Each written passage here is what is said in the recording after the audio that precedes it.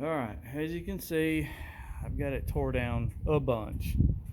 I went ahead and pulled this cover off to get to the motor, and that line will have to be replaced for sure, and both directional lines will also be replaced, which is this one, and I believe it's the one on the bottom side down there, right there. Anyway, basically every line in this is going to be replaced unless it's a steel line and it's in good shape. I'm replacing them. Now this, I don't know. Oh, I see. Somebody just cracked that loose, probably. So they could roll it. Nope. I know what that's to one of the loader arm cylinders. They probably cracked that before I got it to get the cylinders loose. And with my moving it around, it just pushed some fluid back out of it. No big deal. I still got to get these unstuck. I had them moving a while ago, as you can see, but then they stick, which again, that's nothing. Worst case scenario, I'll just have to take this assembly out, polish the rust off of it, grease it up real good, put it back together, and oil this all up real good. I mean, it works, but it's rusty, so I don't want to take a chance of something breaking and not being able to find parts for it. These are your adjustments for if it starts creeping or something. With the levers in neutral, you can adjust them.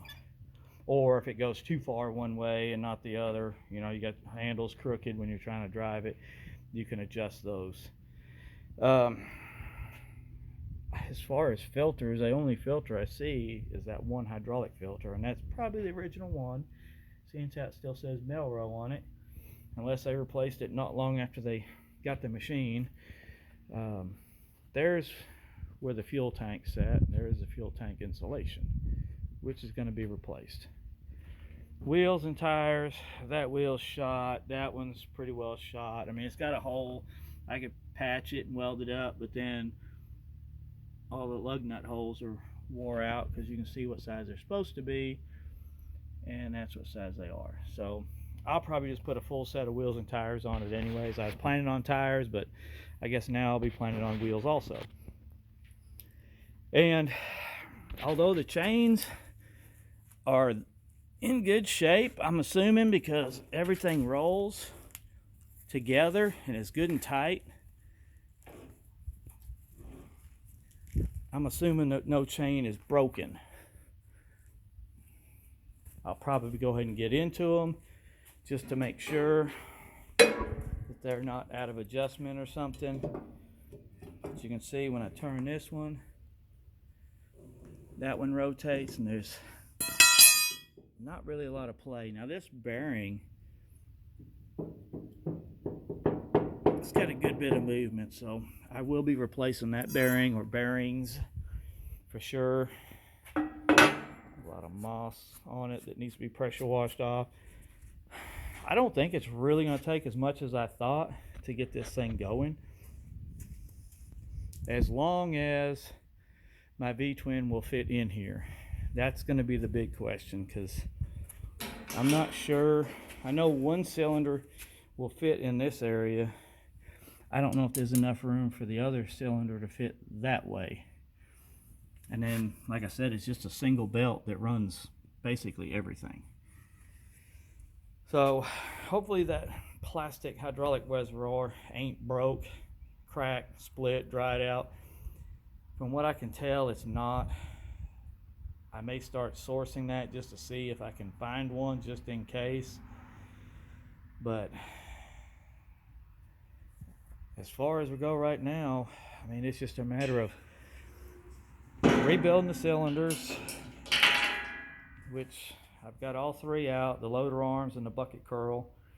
Those will be pretty simple to repack. I'll make a video of one of these and that one. There's no need of making a video of two of them. They're exactly the same. But I'll make videos about repacking both of them, getting them apart, start to finish, putting the seals in it, putting them back together. That'll take care of that. I'm gonna need some wheel studs. I'll probably go and replace all of them. There's one missing there.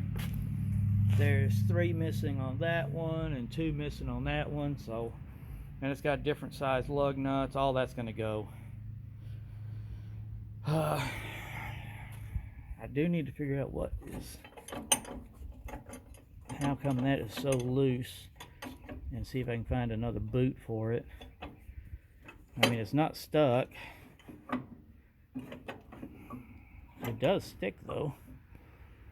I don't think it's intentionally supposed to. This is your lockout for the pedals, and there's one on either side, and what happens is when the lap bar comes down, it's supposed to have a roller or something here, and it pushes down on them both and releases the pedals.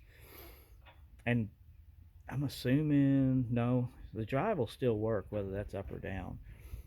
But anyways, I do need to either make or buy the rollers that go on there so it works properly. And a new pad for that, new seat. This is all cosmetic stuff. And while I've got this loader arm off, of course I'll have that bucket curl cylinder repacked. I need to get those pins out so I can shim that up. The bucket's in really excellent shape for the age of it. And I think it's actually a rock bucket. Yeah, for 44-inch dirt rock bucket. Anyways, I'll clean these arms up and repaint them, find some decals, the original decals, get them on here. Same thing with the little ROPS. I'll clean it up. It's got some places where it's bent up. I'll try to straighten them up best I can. I think it had a light back here. I don't know, because it has a round hole on this side. Got the keyway, double keyway over there. I'm not really sure what that was for. Maybe a backup alarm. And then it's got 2 sets of holes up here with a bolt hole. Anyways, I'll do some research, find out what goes in them, and if it's got lights or something, I'll see if I can't find them and put them in them. I'm not really sure what these slotted holes are for. There's 3 on each side. It's way down in between the bucket and the machine, so who knows. Choke cables done. I'll replace that. That was probably your ignition switch there, because it's got the little notch in it. I don't know if that was lights or a kill switch of some sort. I'm sure it killed it with the ignition switch. The throttle on this side actually just runs a rod that hopefully I can make that work on the Honda. But anyways, get all them lines down inside there yanked out and replaced. They're already out of this side, so don't have to do that. Anyways, that's it for now, guys. It looks like a whole lot, but it's really not, just to make it get up and run and drive and do what it's supposed to do, as long as the hydraulic motors and pumps are actually good. According to the guy I got it from, it was. The motor didn't have any compression left. They pulled it, and that was as far as they got. Anyways, if you haven't already, like and subscribe. Hit the bell for notifications. I'm going to be posting as much as I can, as often as I can. You know, have my own business for a living, build pipe fence, build structures, and of course I buy, sell, trade these machines and fix them up, flip them, trade them, whatever. So keep an eye out for more videos, and we'll talk to you later. Bye.